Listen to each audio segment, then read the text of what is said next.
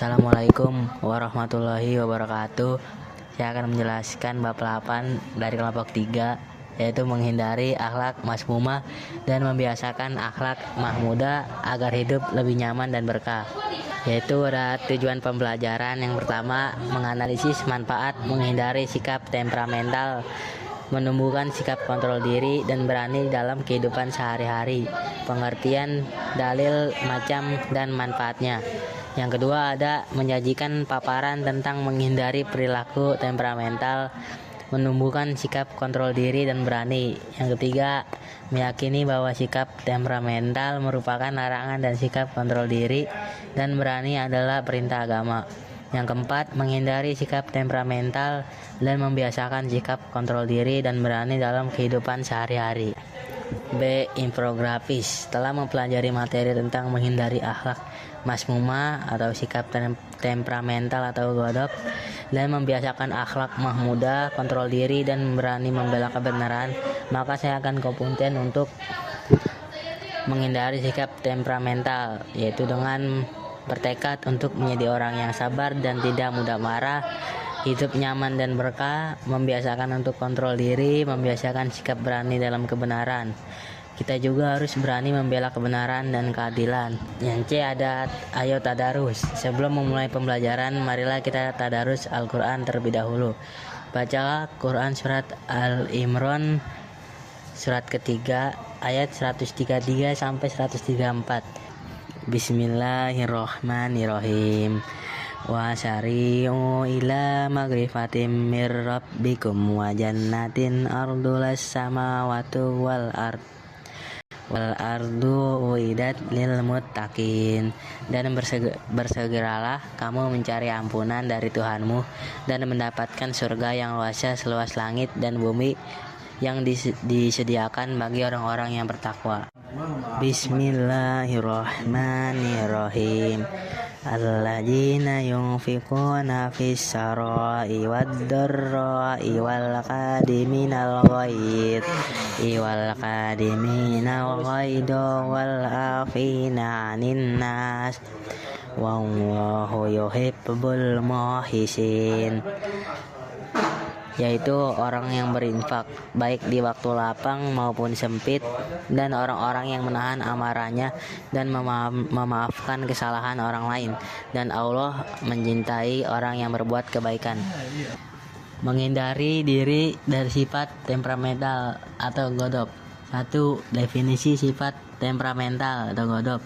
Temperamental atau sifat mudah marah dalam bahasa Arab berasal dari kata yaksdibu godoban. Menurut istilah, godop berarti sifat seseorang yang mudah marah karena tidak senang dengan perlakuan atau perbuatan orang lain. Menurut Said Muhammad Nuh dalam kitab Afatun ala At-Tariq, marah adalah perubahan emosional yang menimbulkan penyerangan dan penyiksaan guna melampiaskan dan mengobati apa yang ada dalam hati. Sedangkan dalam perspektif ilmu tasawuf, Imam An-Nawawi mengalirkan darah pada bagian wajah yang mengakibatkan kebencian kepada seseorang. Lawan kata dari sifat godop adalah ridho atau menerima dengan senang hati, dan al-hilm atau murah hati, tidak cepat marah. Godop sering dikiaskan seperti nyala api yang terpendam di dalam hati. Sifat godop harus dihindari karena sifat godop tidak akan pernah menyelesaikan masalah. Justru sebaliknya akan menimbulkan masalah baru. Seorang muslim harus bersabar, bahwa orang yang bersabar adalah orang yang sanggup bertahan menghadapi rasa sakit serta sanggup memikul beban atas sesuatu yang tidak disukainya. Bismillahirrahmanirrahim. An Abi Hurairah radhiyallahu anhu, inna Rasulullah sallallahu alaihi wasallam qala laisa syadidu bisor'ah innamal sadidul laji yamliku nafsahu ingdal ghadab. Artinya, dari Abu Hurairah radhiyallahu anhu bahwa Rasulullah sallallahu alaihi wasallam bersabda, Orang yang kuat bukanlah orang yang menang berkelahi, namun orang kuat adalah orang yang mampu menguasai dirinya ketika ia sedang marah. Hadis riwayat Bukhari dan Muslim. Menghindarkan diri dari sifat temperamental, godop.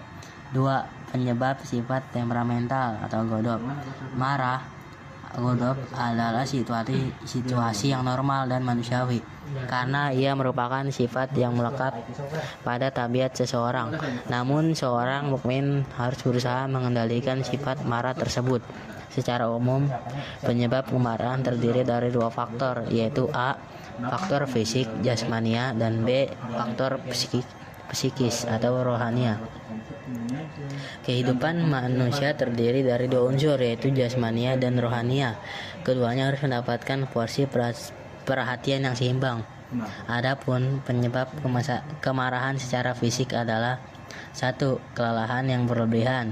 Orang yang secara fisik terlalu lelah dalam bekerja, bisa saja hatinya menjadi sensitif. 2. Kekurangan zat-zat tertentu di dalam tubuh. Misalnya kekurangan zat asam, maka otot-otot akan menjadi tegang, sistem pencernaan terganggu, bahkan terjadi reaksi kimia pada otak, sehingga mudah terbawa perasaan dan cepat tersinggung. 3. Reaksi hormon kelamin. Hormon kelamin pun dapat menjadi penyebab seseorang menjadi mudah marah dan sensitif. Misalnya seseorang yang sedang mendekati siklus haid. Yang B. Faktor psikis. Faktor ini dapat menyebabkan sifat mudah marah, sangat erat dengan karakter kepribadian seseorang. Berikut adalah beberapa sebab secara psikis yang dapat memunculkan amarah seseorang, yaitu ujub atau bangga terhadap diri sendiri. Hal ini merupakan salah satu munculnya kemarahan seseorang apabila tidak dikendalikan dengan nilai-nilai ajaran agama Islam. Ujub sangat dekat dengan kesombongan. Yang kedua ada perdebatan atau perselisihan. Debat adalah adu argumen antara satu pihak dengan pihak lain untuk memutuskan tentang sebuah perbedaan. 3. Senda gurau yang berlebihan. Khalid bin Safwan mengatakan bahwa senda gurau yang berlebihan dari seseorang bagaikan menghantam seseorang dengan batu besar, maka hal itu sangat berpotensi mengundang kemarahan orang lain.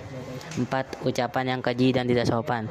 Ucapan yang celaan atau hinaan adalah salah satu pemicu munculnya kemarahan seseorang. Apabila kita tidak mampu mengendalikan perkataan kita terhadap orang lain, maka hal tersebut menjadi orang lain tersinggung. 5. Sikap permusuhan kepada orang lain. Seseorang memiliki bibit kebencian dan tidak suka kepada orang lain, cenderung akan memusuhi orang lain dengan segala cara. Ia akan mencari-cari kesalahan dan mengadu domba. Menghindarkan diri dari sifat temperamental. 3. Tingkatan sifat temperamental, godop. Sifat temperamental dalam pandangan Islam merupakan refleksi dari sifat setan yang keji. Ia akan memperdaya manusia melalui kemarahannya. Berikut tingkatan sifat temperamental dalam kehidupan, yaitu 1. Golongan marah berlebihan, ifrat, yaitu golongan yang mengalami kesulitan dalam mengendalikan sifat pemarah, lalu bersikap berlebihan sehingga kehilangan kendali terhadap akal sehatnya. Berteriak dan membentak dengan kasar. Hal itulah yang mudah menyalut suasana hati seseorang menjadi lekas panas. Karena sesungguhnya marah adalah sifat setan dan terbuat dari api, sebagaimana sabda Rasulullah Shallallahu Alaihi Wasallam berikut ini. Bismillahirrahmanirrahim. Inna ghadabu minas syaitan wa inna syaitana khuliqa minna nar wa innama tutfan naru bil ma'i fa ija ghadiba ahadukum falyatawallah. Sesungguhnya amarah itu dari setan dan setan diciptakan dari api. Api akan padam dengan air apabila salah seorang dari kalian marah hendaknya berwudu. Hadis riwayat Abu Daud nomor 4784. Al-Hafiz Abu Thohir mengatakan bahwa sanad hadis ini hasan. Yang kedua ada golongan yang tidak memiliki sifat marah, tafrid. Orang seperti pada golongan ini menghadapi urusan agama yang dihina maupun dijak-injak oleh golongan lain. Mereka berlaku adil dan proporsional, yaitu golongan moderat yang berada di antara ifrat dan tafrit. Mereka tidak akan kehilangan sifat pemarah sama sekali, tapi akan marah hanya pada saat tertentu dengan kemarahan yang proporsional. Sifat ini adalah marah yang timbul karena sesuatu melanggar larangan Allah Subhanahu wa Ta'ala. 4. Cara menghindari sifat temperamental. Secara umum dapat dikatakan marah adalah sesuatu yang negatif. Oleh karena itu harus dikendalikan dan dihilangkan dengan melakukan cara-cara sebagai berikut. A. Membaca tawuds. Hal ini karena ajaran agama agar marah tidak berkelanjutan dianjurkan segera membaca tawuds, yaitu a'udzubillahi minas syaitonir rajim. Artinya, aku berlindung kepada Allah dari godaan syaitan yang terkutuk. B. Diam dan atau tidak berbicara. Saat orang sedang marah, emosinya akan meningkat, maka sebaiknya yang dilakukan adalah diam. C. Berwudu. Air wudu dapat memberikan efek tenang bagi orang yang sedang marah. E. Meningkatkan wasiat Rasul dan janji Allah Subhanahu wa Ta'ala. Rasulullah Shallallahu Alaihi Wasallam pernah berulang kali memberikan nasihat ketika seseorang meminta, yaitu janganlah engkau marah. 5. Manfaat menghindari sifat temperamental. A. Menghindari kebencian dan permusuhan. B. Membawa kebahagiaan. C. Mendapatkan pahala yang besar dari Allah Subhanahu wa Ta'ala. Membiasakan perilaku kontrol diri. 1. Definisi kontrol diri. Kontrol diri dalam Islam disebut dengan mujahadah an-nafs. Secara bahasa terdiri dari dua kata, yaitu mujahadah yang berarti sungguh-sungguh dan an-nafs yang berarti jiwa atau nafsu diri. Sehingga pengertian dari mujahadah an-nafs adalah upaya sungguh-sungguh untuk mengendalikan diri atau menahan nafsu yang melanggar hukum-hukum Allah Subhanahu wa Ta'ala. Semakin tinggi kemampuan kontrol diri seseorang, maka akan semakin rendah tingkat agresivitasnya. Rasulullah Shallallahu Alaihi Wasallam bersabda sebagaimana yang diriwayatkan dalam hadis riwayat Muslim berikut ini. Bismillahirrahmanirrahim. An Abdullah bin Mas'ud radhiyallahu anhu qala Rasulullah sallallahu alaihi wasallam, fama ta'udunal durata fikum qala kulnal ladzina la yasra'uhu rijallu qala laisa bijalika walakinnahu alladzi yamliku nafsahu indal ghadab. Artinya, dari Abdullah bin Mas'ud radhiyallahu anhu berkata, Rasulullah Shallallahu Alaihi Wasallam bersabda, apakah yang kamu sebut dengan orang yang perkasa kuat di antara kamu? Jawab kami, orang yang mampu merobohkan lawannya. Jawab Nabi, bukan, itu orang yang perkasa, melainkan seseorang yang mampu menguasai dirinya pada saat ia marah. Hadis riwayat Muslim. Menghindarkan diri dari sifat temperamental godop. 2. Implementasi sikap kontrol diri dalam kehidupan. Sebagai makhluk sosial, interaksi antar individu akan berjalan dengan baik apabila dilandasi dengan nilai-nilai dan ajaran Islam. Berikut ini adalah cara untuk menerapkan dan mengimplementasikan sikap kontrol diri dalam kehidupan sehari-hari. A. Memikirkan risiko dan akibat dari setiap perbuatan. B. Bersabar dan tidak tergesa-gesa dalam mengambil keputusan. C. Memperbaiki zikir kepada Allah Subhanahu wa Ta'ala. D. Berdoa memohon perlindungan kepada Allah Subhanahu wa Ta'ala. 3. Pentingnya sikap kontrol diri dalam kehidupan. Mengendalikan diri termasuk salah satu aspek yang sangat penting dalam kecerdasan emosi. Kontrol diri mutlak diperlukan dalam membangun harmonisasi dan kehidupan sosial. Berikut ini merupakan alasan pentingnya pengendalian diri bagi seorang muslim, yaitu A. Menjaga kehormatan diri. B. Terhindar dari perilaku yang dapat merugikan orang lain. C. Menyelesaikan segala persoalan dengan pikiran yang jernih. D. Menjadi inspirasi dan teladan bagi orang lain. 4. Contoh perilaku sikap kontrol diri dalam kehidupan. A. Dalam keluarga. 1. Mengembangkan pola hidup sederhana. 2. Tidak menciptakan keributan dalam keluarga. 3. Patuh pada nasihat dan perintah orang tua. B. Dalam masyarakat. 1. Menghindari konflik. 2. Menghargai perbedaan. 3. Patuh dan tunduk pada norma dan aturan yang berlaku. C. Dalam lingkungan sekolah. 1. Disiplin, patuh pada peraturan. 2. Menghormati guru dan teman. 3. Menjaga perilaku hidup sederhana. 5. Hikmah dan manfaat perilaku sikap kontrol diri. A. Mampu menahan emosi dengan baik. B. Terhindar dari sifat rakus. D. C. Sabar dalam menghadapi musibah dan cobaan dari Allah. D. Mampu bergaul dan bersosialisasi dengan baik di masyarakat. Definisi berani membela kebenaran. Berani dalam Islam disebut dengan istilah saja'ah. Menurut bahasa, saja'ah berani atau gagah. Sedangkan arti saja'ah menurut istilah adalah keteguhan hati, kekuatan pendirian untuk membela kebenaran dengan cara yang terpuji. Lawan kata saja'ah adalah jubun, yang artinya penakut, yaitu sifat yang cenderung dan pengecut. Sedangkan apabila keberanian yang berlebihan dan cenderung keras kepala disebut tahawur, yang artinya nekat.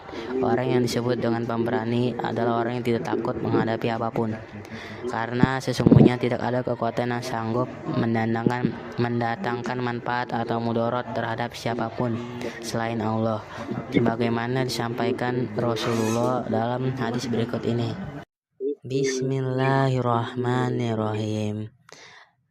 Anil Mughirah bin Syu'bah anil Nabiyyi sallallahu alaihi wasallam qala la yajallu ta'ifatum min ummati johirinna hatta yatiyahum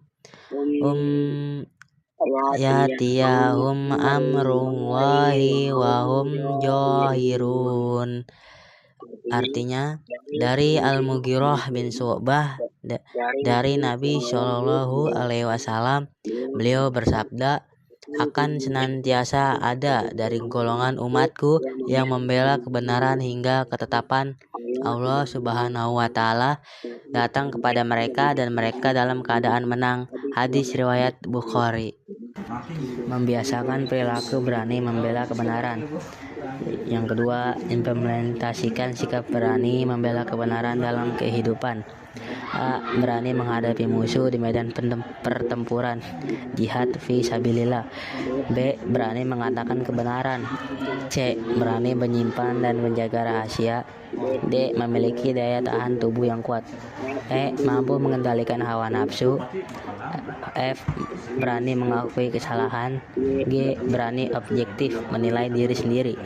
3. Faktor pembentuk sikap berani membela kebenaran dalam kehidupan. 1. Takut kepada Allah Subhanahu wa Ta'ala. 2. Mencintai kehidupan akhirat. 3. Tidak takut menghadapi kematian. 4. Tidak ragu-ragu dengan kebenaran. 5.